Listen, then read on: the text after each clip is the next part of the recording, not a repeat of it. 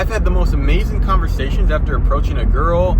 She's so thrilled you approached her. She tells you like, oh no, I've never gotten approached before. You know, she's hot, she's attractive. She offers her number before. This girl did that too. She offered me her number before I even asked for it. And I was like, perfect. What could be more ideal than this? And then my people, hopefully this camera doesn't fall. Anyways, okay, a little update from what happened next after I I went to the church event. The chick gave me her number. I was all excited. I mean, honestly, okay, I kept my expectations at bay because before I go on with the story, I want you guys to know this isn't like my first experience approaching a girl, asking her out, getting her phone number in person. I spent a good year and a half doing nothing but this very thing at the mall, at the gym, wherever I was. Like, I would literally block out time to work on this area of my life, dating, because for so long I was the total opposite of a dude who could actually approach a girl in person and have the confidence.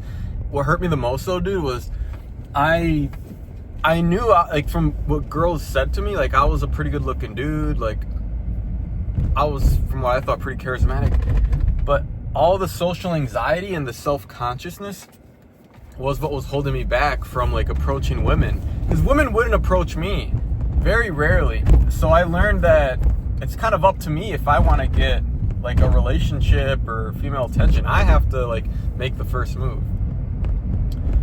However, this was the first time in a while that I, consistently got a girl's phone number. Well, the first time was earlier this year, actually, from a girl from my local church.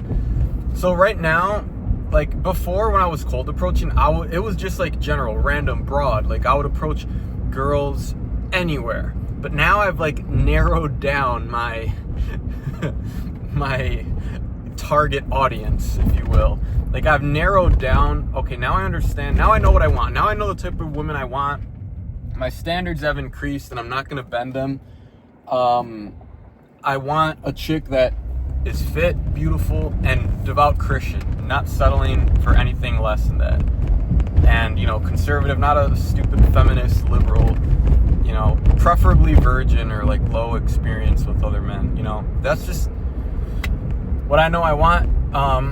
If you think I'm misogynist for having standards and preferences, then screw you.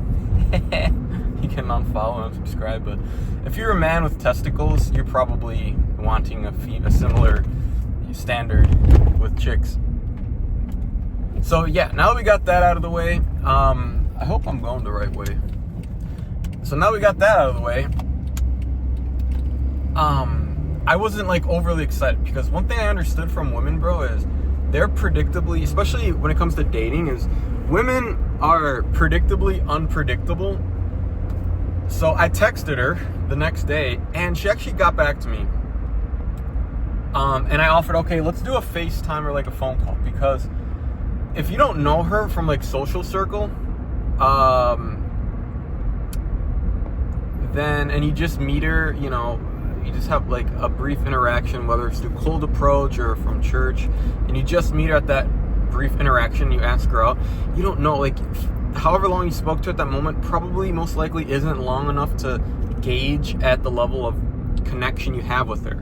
I'm big on connection, bro. Like, you need to have that type of connection where you can speak to a girl and you feel like you have no filters. You can be yourself, unfiltered self, unapologetic, and she likes it. But if you feel like you have to walk on eggshells, or she might not be, like, the same political beliefs as me, or she's gonna get offended if I talk about women this sort of way, or, like, first of all, if you're going for Christ-oriented chick, you're going for, like, me, like, I only approach girls at church now, or, if it's, like, on a dating app, Christian girls, they're by default gonna be like this. So that kind of, like, church filters out girls even more. But there's still weird liberals that go to these churches, man, so you never really know. But anyways, I texted her, and the reason I do the phone calls is, because I would rather find out we have no connection on the phone versus how I use the mistake that I used to do. And I want you guys to not make this mistake. Is you get her number and then you text her, you set up a date, and then you get ready, you dress all nice, you get all excited, you drive all the way to the place you're gonna meet, all to find out that you have no connection. Total waste of time, very awkward date, super friendly, just feels like an interview. Bro, you just wasted like hours of your day. You could have been making money, you could have been hitting the gym. Like, bro, you got to start valuing your time as a man on self-improvement with the goal to become 1% man. Bro, do you think 1% men are wasting their time with chicks, guessing and like, taking a chance by, oh, if I meet up with this girl in person, I hope I cross my fingers that we have a connection and we're gonna vibe. Bro, let me just tell you, most of the chicks that you meet and go out with, you're not gonna click with. So save yourself the time and just do that little hack. Anyway, so she agreed to do it, but then after she ghosted me, bro. So weird. And this has happened to me before. So that's why I'm not surprised. And I live by like keeping your expectations low with women, especially when you get her number. Like, they're predictably unpredictable. It's happened to me before, dude. Like, you could have like I've had the most amazing conversations after approaching a girl. She's so thrilled you approached her. She tells you like, oh no, I've never gotten approached before. She's hot, she's attractive. She offers her number before. This girl did that too. She offered me her number before I even asked for it. And I was like, perfect. What could be more ideal than this? And then they come home and then they maybe come to their senses about it and they're like, I don't know if I want to go out with this stranger I just met at church or like at the mall, so the initial hype kind of fades away. So I get that, but it's not worth speculating. Honestly, I kind of speculated why she might have done that, because I think she came across my Instagram and like, I don't know, girls get kind of insecure from my experience. Like, once they find my Instagram, I kind of lose them, because I don't know, they see like my following and like I'm a guy. They probably think that I'm, I have female contacts, which I don't. It's funny. Like, I wish girls knew that like most of a male influencer's following is like mostly men. And I'm not a faggot simp, bro. I don't follow OnlyFans. I don't really follow any girls unless I know them. Like, I don't follow Instagram like models, and I think that's just the most pathetic thing you can do as a man. But what I learned from this experience, bro, see, I already knew it, but what it reminded me, and it's good to constantly get refreshed. That's why it's good to always keep up that social muscle, bro. Like, don't let it get rusty. Always like be approaching women at church, because like you need to get experience with girls, especially your ideal type. What I learned is always be outcome independent, which means stop worrying about the end goal. In this case, the end goal is going out with the girl. Is she gonna like me? Forget about that. The reason I counted that night and this whole experience as a win was because on my way to this young adults church event, I just had a feeling from God that he was telling me to use this opportunity to finally approach a girl, and I did that. An opportunity arose and I took action. Instead, be input dependent. Just obsess. Instead of obsessing over the long-term goal, obsess over the reps, the daily inputs. What can you control? Control the controllables. You can't control the outcome. You can't control whether she's going to give you the number, whether she's going to be receptive to you, whether she's actually going to text you back or ghost you or actually meet up with you, or the end result being a really good relationship and eventually marry you. You can't control that. All you can control is how you present yourself. Did you approach her? Did you speak well? Did you have a good opener? And did you ask her out for a phone number at the end? That's all that you can control. And guess what, bro? That same principle lives in everything we do in life as men trying to become 1% men and the best version of ourselves. You can't, if you're like an entrepreneur, you can't control how many sales necessarily you make a month. You can't control how many views you get on a YouTube video.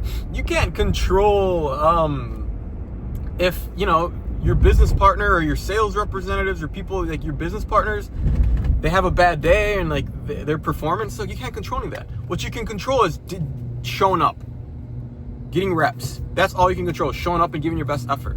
Same thing with fitness. Obsess over showing up to the gym and training your hardest, training to failure. You can't control the progress. You can't control the rate at which you get that six-pack to finally show. You can't control the rate at which you finally hit a bench press PR. Same thing with judo. You can't control whether you win the tournament. You can't control that. But what you can control is your effort, your inputs. That's what I took away from this whole experience. I want you guys to just remember that every day. Like, I feel like what makes us more anxious and that makes you like almost give up on your goal is just picturing, like, obsessing. Like, a lot of you guys obsess over the outcome, and that is toxic, because especially if you're like not as advanced on your journey, it's just gonna make you reflect on how far you really are from your goal, and that can be very discouraging for a lot of men, especially for me. Yeah, but instead, just if you could just forget about the outcome for 5 years and just instead obsess over the daily inputs, just put in a bunch of volume. There's a saying that says volume neglects luck. By doing so much volume, it would be unreasonable to fail, to not succeed. And then you're good. And then, look at the data, look at the mistakes you made. Okay, correct the mistakes, and then you just get better and better, bro. That's just how this game works. Becoming successful, becoming a 1% man. But you got to apply that in your fitness. You got to apply that in your purpose. You got to apply that in your social/dating life. You got to apply that into your relationship with God, semen retention, your self-defense, your finances, everything, bro. Like, everything's, all of these pillars of personal development that I mentioned are interconnected. That's why a 1% man, in my opinion, has all of these things strengthened. So if you're a man right now on the journey to becoming that 1% man, and you're still like maybe struggling to strengthen all those pillars, and maybe in particular you're struggling with the social and dating pillar, like, that you're capable of attracting women and stuff like that, but you just can't pull the trigger. You're not consistent with approaching women, and you still lack that social freedom that is so beneficial even outside of dating, bro. When it comes to meeting friends, networking, it's such a valuable skill, and all 1% men need that social freedom. So if that's you, if you want to get into trenches with me and my clients and self-improve and become the best version of yourself, you should apply to my Ascension Protocol. It's the name of my one-on-one coaching program. I'll put the link in the description and in the pinned comments. So